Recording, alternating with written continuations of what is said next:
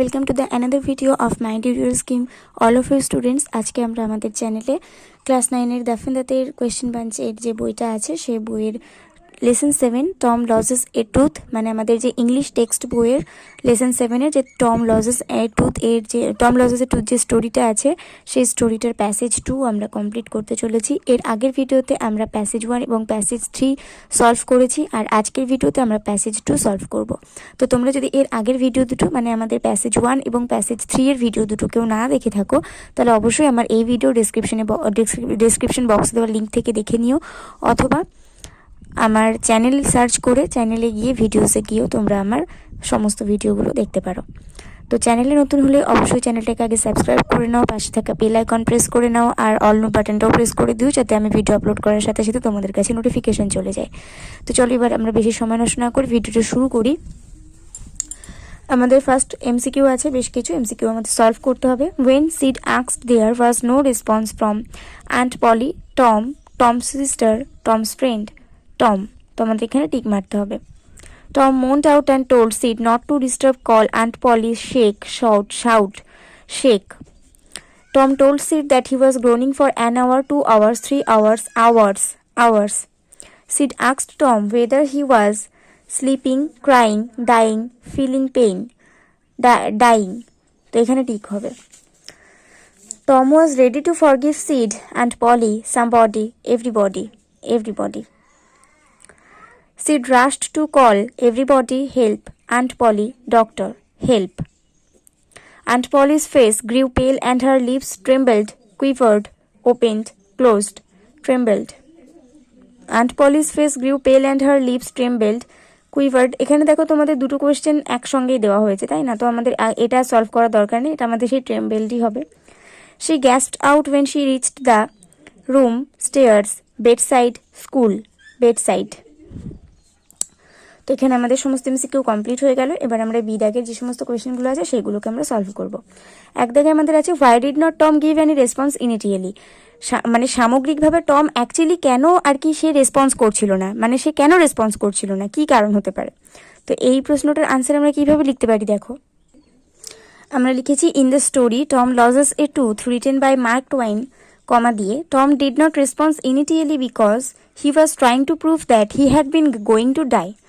মানে Tom Loses a Tooth মানে যেটা লিখেছেন মার্ক টুয়াইন, এই গল্পটাতে টম আসলে কোনো রেসপন্স করছিল না, কারণ সে প্রমাণ করতে চাইছিল যে সে মারা যাচ্ছে। দুই দাগে আছে according to Tom how long was he in that way, টমের কথা অনুসারে সে কতক্ষণ ধরে এইভাবে আছে, মানে ওই যে গোঙাচ্ছে ওই মানে এরকম অবস্থাতে সে কতক্ষণ ধরে আছে। In the story Tom Loses a Tooth written by Mark Twain, according to Tom he was in hours in that way, মানে সে ঘন্টার পর ঘন্টা ঠিক এইভাবেই আছে। How did Tom's plan work initially, কিভাবে টমের প্ল্যান আসলে কাজ করলো। In the story Tom Loses a Tooth written by Mark Twain, comma Sid was in the belief that Tom had been going to die, seed এই বিশ্বাসেই ছিল যে Tom মারা যাচ্ছে। So he had rushed for help, তাই সে সাহায্যের জন্য ছুটে গেল। দাস টমস প্ল্যান ওয়ার্ক ইনিটিয়ালি, এইভাবে টমের প্ল্যান কাজ করেছিল। হাউ ডিড টমস গ্রোনস ইমপ্রুভ, টমের যে গোঙানিটা সেটা কিভাবে সত্যিকারের রূপ ধারণ করলো, মানে সেটা অ্যাকচুয়ালি ইমপ্রুভ উন্নতি করলো কিভাবে। তো এখানে দেখো এই 4 নম্বর দাগের উত্তরটা লিখতে গিয়ে আমি এখানে কিন্তু সেই আগের কথাগুলো লিখিনি, মানে আমি যেটা লিখে থাকি in the story Tom Loses a Tooth written by Mark Twain, এটা আমি প্রায় 1 মার্কের প্রশ্নতে লিখে থাকি। মানে টম লজেস এ টুথের যে কোনো 1 মার্কের আনসার দিতে গেলে আমি তোমাদেরকে বলেছিলাম যে প্রথমে এই দুটো লাইন লিখতে হবে, মানে in the story Tom Loses a Tooth written by Mark Twain. তো এক্ষেত্রে আমি লিখিনি, কারণ একই কথা আমার বারবার লিখতে ভালো লাগছিল না, কিন্তু তোমরা কিন্তু এই আনসারটার প্রথমে ওই কথাটা লিখবে, মানে তোমাদেরকে এখানে বলতে হবে in the story Tom Loses a Tooth written by Mark Twain, comma দিয়ে তারপর তোমাদের এখান থেকে আনসারটা শুরু করবে। ঠিক আছে, তাহলে আমাদের আনসারটা কি দাঁড়াচ্ছে, in the story Tom Loses a Tooth written by Mark Twain, comma Tom's groans improved by gathering a genuine tone. টমের গোঙানি কিভাবে ইমপ্রুভ করেছিল, মানে একটা সত্যিকারের মতন আওয়াজ কালেক্ট করে নিয়েছিল, এমনভাবে টম গোঙাচ্ছিল মনে হচ্ছিল যেন সত্যিই ওর ব্যথা করছে। Who were Sid and Mary, Sid এবং ম্যারি কে ছিল। এখানেও তোমাদেরকে প্রথমে বলতে হবে in the story Tom Loses a Tooth written by Mark Twain, comma Sid was Tom's own brother and Mary was his cousin. তো আমাদের এখানে বলা হয়েছে যে সিড ছিল টমের নিজের ভাই এবং মেরি ছিল তার কাজিন মানে খুড়তুতো ভাই। তো এখানে সিড টমের নিজের ভাই কিন্তু সিড ছিল, কারণ আমরা টেক্সটে দেখেছি, আমরা টেক্সটের প্রথমেই দেখেছি 50 পেজে যেখানে লেখা আছে but his brother seed slipped on, his brother বলা আছে। তো এখানে টমের ভাই এটাই নির্দেশ করছে এই বাক্যটা। আবার পরের পেজে এখানে আমরা দেখেছি মেরি টমস কাজিন, এই কথাটা লেখা আছে। তাহলে এখানে মেরি হচ্ছে টমের কাজিন, এটা আমরা বুঝতে পেরেছি। What did Sid report to Aunt Polly, Aunt পলিকে সিড কি রিপোর্ট করেছিল বা কি জানিয়েছিল?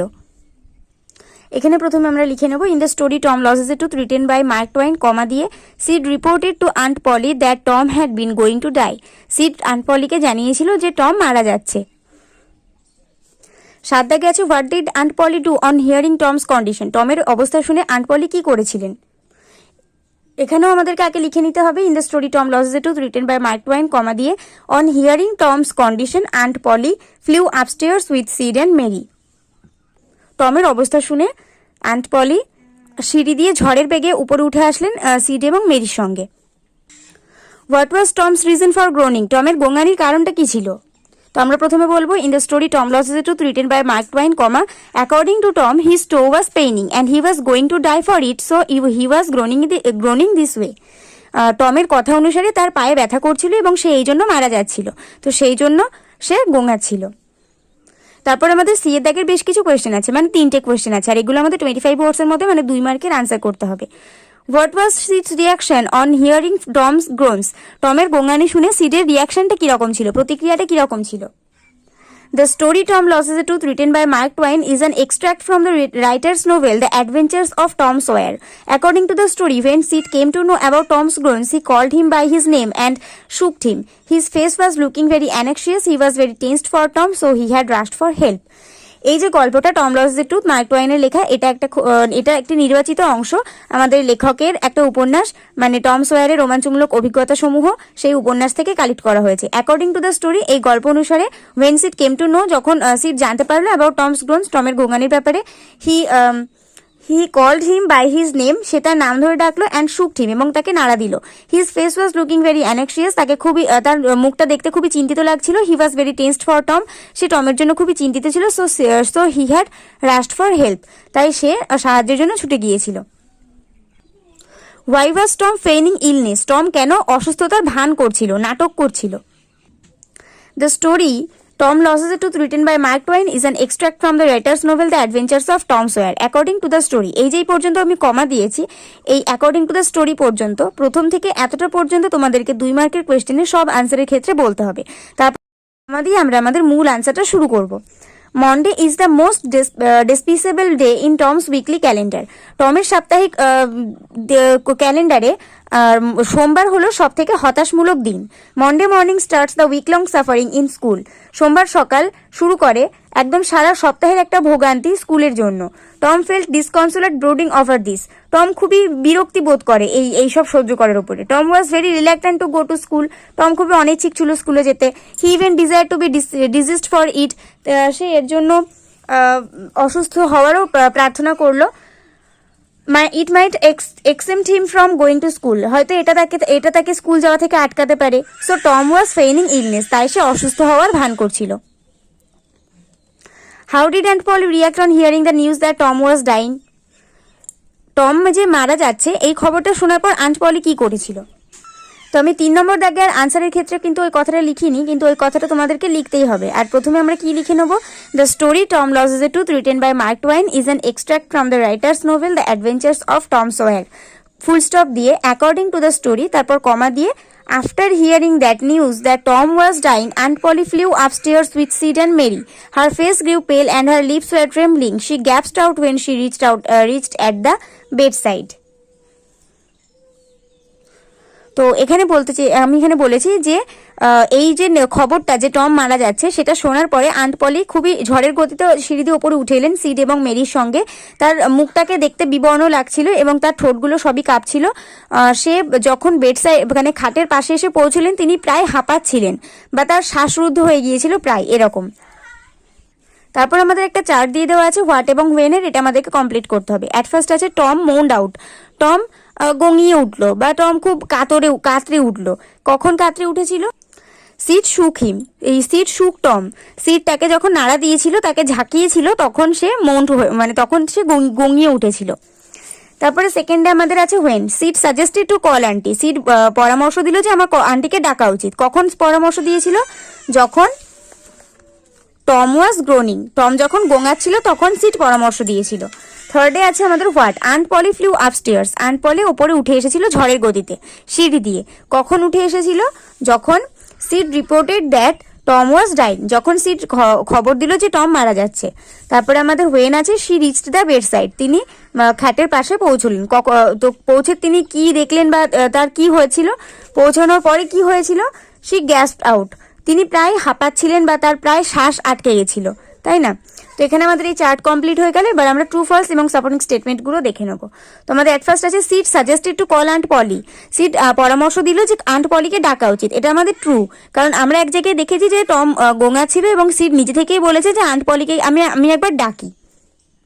আর এখানে আমরা এটা লিখতে পারি, আমরা এখানে এই লাইনটা লিখতে পারি, why what's the matter Tom, I must call auntie. এটা হচ্ছে আমাদের সাপোর্টিং স্টেটমেন্ট। তারপরে আছে Sid fear that Tom was dying, Sid ভয় পাচ্ছিল যে টম মারা যাচ্ছে। এটা কিন্তু সত্যি। Oh Tom, you are not dying are you, এইটা হচ্ছে আমাদের সাপোর্টিং স্টেটমেন্ট। এখান থেকে এতটা আমাদেরকে বলতে হবে। আন্ট পলি র্যান আপস্টেয়ার্স অ্যালোন, আন্ট পলি একা একাই ওপরে উঠলো। এটা কিন্তু ফলস, কারণ তিনি সিড আর মেরির সঙ্গে ওপরে উঠেছিলেন।